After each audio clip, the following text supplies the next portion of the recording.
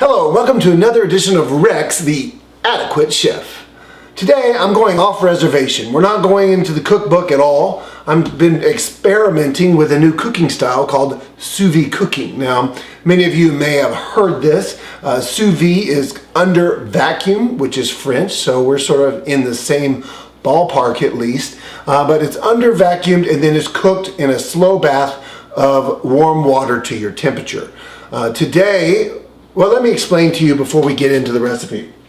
I want to talk to you about the actual equipment. The link right now below on the screen. Yep, that one. That will basically show you how to make your own sous vide. I actually made this unit right here for approximately $30. All it is a electronic thermometer that goes into my crock pot, and the crock pot is power cycled through this small box. So basically what happens is let's say you want the water to be at a certain temperature, you set that temperature, and as the water varies within a degree, it's going to cycle the power on and off. What this will allow you to do though is to cook something at an extremely consistent temperature for upwards of 72 hours. So if you would like a medium rare steak, you set it at 54.4 degrees Celsius, and that's going to give you a 130 degree steak, and you can cook that for 72 hours. It's still going to be 130 degrees and it's going to be a delicious steak. So, speaking of steak, what are we cooking? We're going to do a hanger steak. Now, you've probably never heard of a hanger steak. I know you've heard of like the ribeye and the top sirloin and all the other prime cuts of meat. The hanger steak is also known as the butcher steak because a lot of times the butcher would cut it off of the cow and not provide it to the customer, and they keep it for themselves. They also say that this is one of the more flavorful cuts of meat on the entire cow. It sits on the bottom of the cow between the two legs. Let me put an image up for you. And so right at the bottom is where that is. Now it is a bit grainy. Some people will use it like it has the grains through it for fajitas or something like that. But it is amazing, they say, for sous vide cooking. Let me show you the cut of meat, and I'll just pick it up. This here is the hanger steak. I went down to my local butcher and I asked for it. He had one. If you want, this one was frozen. He's like, if you want fresh, just call ahead and they'll get you as many as you want. But yeah, this just hangs right below the cow. It's a very red piece of meat and quite flavorful.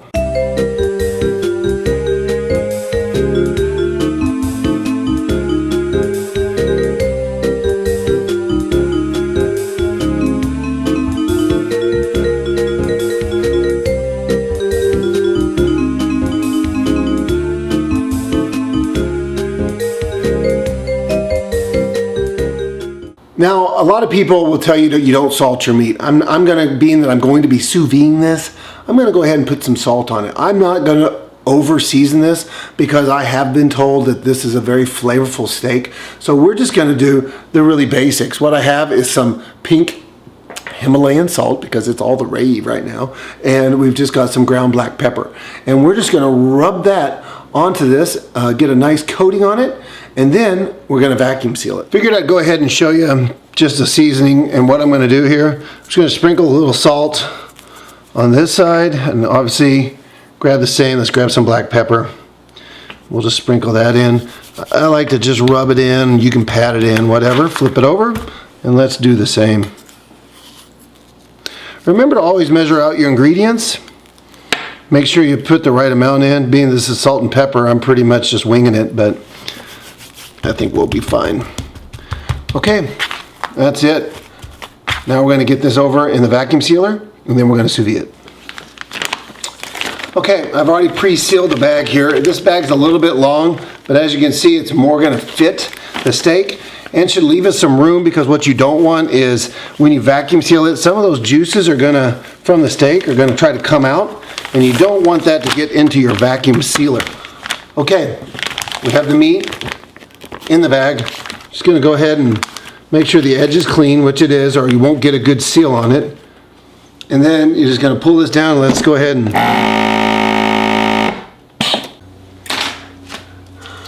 Okay, we're all vacuumed. What my thing you want to do is make sure you don't seal it too much, because the vacuum does suck out some of the juices of the steak. The colder the steak, the less that'll happen.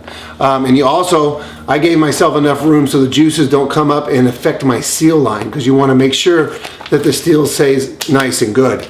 Now, if you're going to marinate your steak, you're definitely going to want to probably just throw this like this in the fridge for upwards of 24 to 48 hours to really let that marinade sink in. This is just salt and pepper. I don't technically really have to do that. However, it's a little early. I'm going to cook a couple other recipes, so I'm going to go ahead and drop this in the fridge, and then later on this evening we're going to put it in the sous vide for a couple hours and hopefully have one amazing steak. Okay, welcome back. So I know last time we spoke, we had vacuum sealed our meat and I placed it in the fridge for a few hours while I was getting everything else ready. I ran out of time, so I didn't even put it in the sous vide bath.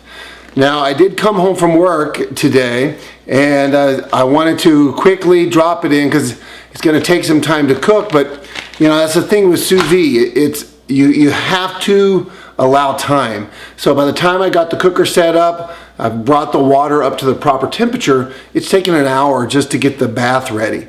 It's going to take at least 2 hours to cook it. So my dinner is going to be pushing around 8:30 this evening, which for me is a bit late.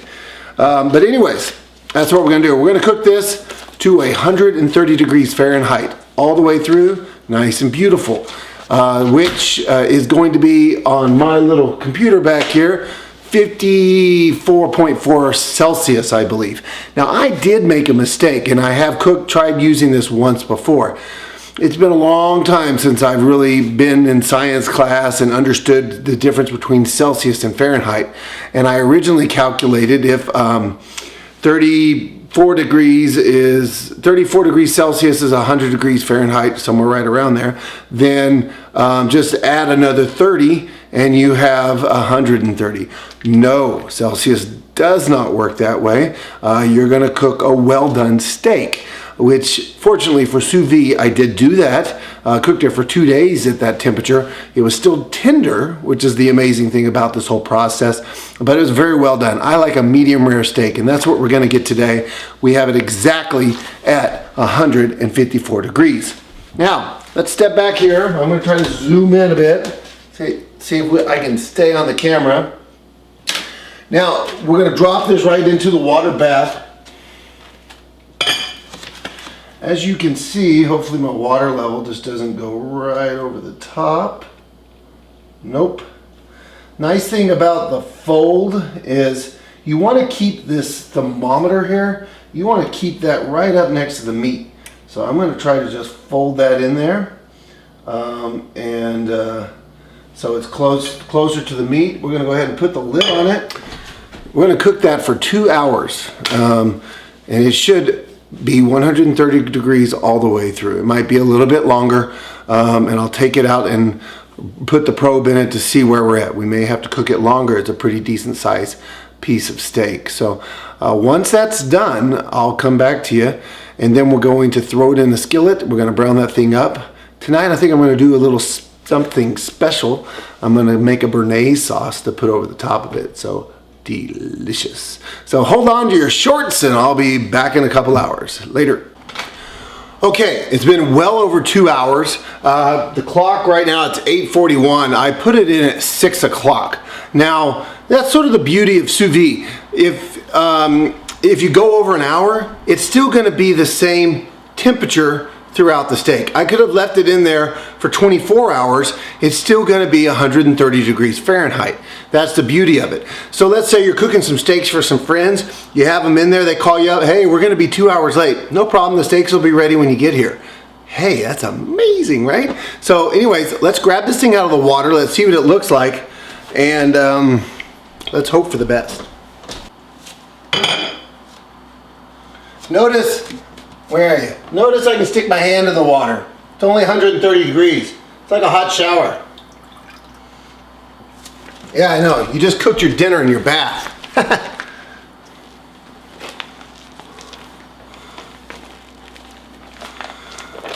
That's what it looks like, ladies and gentlemen. Yep, see all the blood in there? It's all cooked. I'm going to put a thermometer in. We're going to make sure it's done. I'm gonna have to go back in and you'll have to wait a little bit longer. Okay, let's see what temperature this thing is. Please be the right temperature. Can you see this counting up? 54 degrees Celsius. Ladies and gentlemen, that's 130 degrees Fahrenheit. We are perfect. Now, sous vide. Here's a weird thing. When I cut into this thing, if I was to cut it right now, it's just gonna look raw. See on the outside, it still looks like I haven't cooked it, but it's done. So what we're gonna do is I have a cast iron skillet over at the stove with some clarified butter. We're gonna heat that up nice and hot, and I'm gonna sear it on both sides to give it that nice crispy steak outside. Let's get stove side. Hey, one thing I forgot to mention, you wanna make sure to pat that steak dry, because just like you remember in the boeuf bourguignon, if you don't dry the steak, it's not gonna brown. And that's exactly what we're shooting for right now. We want that brown steak. So I have my cast iron skillet over here, and we're gonna get this thing toasty hot. You're not trying to cook it, you're trying to sear it. So we're gonna do like 30 seconds per side, and then done, finissimo.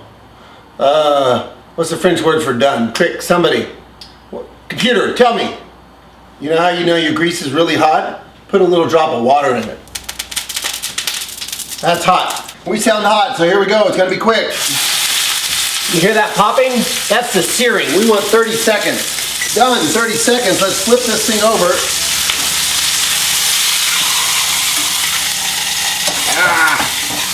Yeah, you saw that, huh? There, you can also take some of that butter and just keep putting it on the top.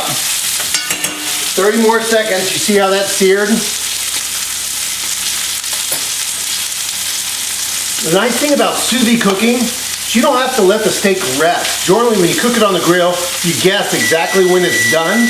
We don't have to do that here. We know it's 130 degrees. We're just gonna sear it, be done with it. We're done. We're gonna pull this thing off. Bring it over here. Okay, it's really grilled now. You can also use a blowtorch if you want to get that nice sear on the outside, but we tried the pan. And let's see what we're looking like. Now the steak we used is a grain steak, so you want to always cut within the grain. Look at that.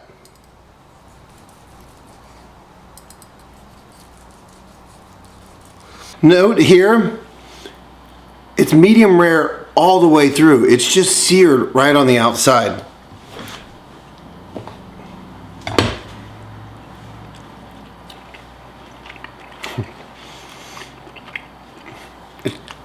Unfortunately, you didn't catch that first bite in my mouth where I was like, wow. It's juicy. It's the most juicy steak I've ever had.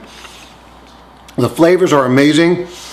But like I said in my other video, which you didn't see, I cheated. I made a béarnaise sauce because they say every steak is better with a béarnaise.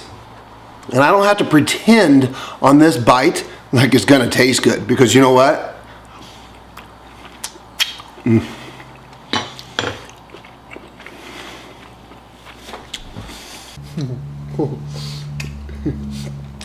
Yeah. Oh wow. Oh yeah. Béarnaise sauce on steaks, ladies and gentlemen. 100% I promote this. Oh my God. Oh wow. Woo!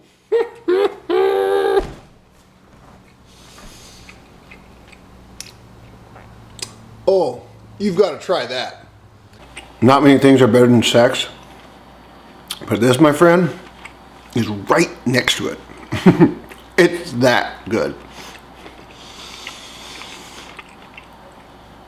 You got to try this. I want you to try it. I want you to thank me. I want to see underneath the video, thank you for making me have a meal that's almost as good as sex. Okay? This is Rex, the Adequate Chef, cooking you a sous vide hanger steak with a béarnaise sauce. See you on the flip flop. Bye-bye.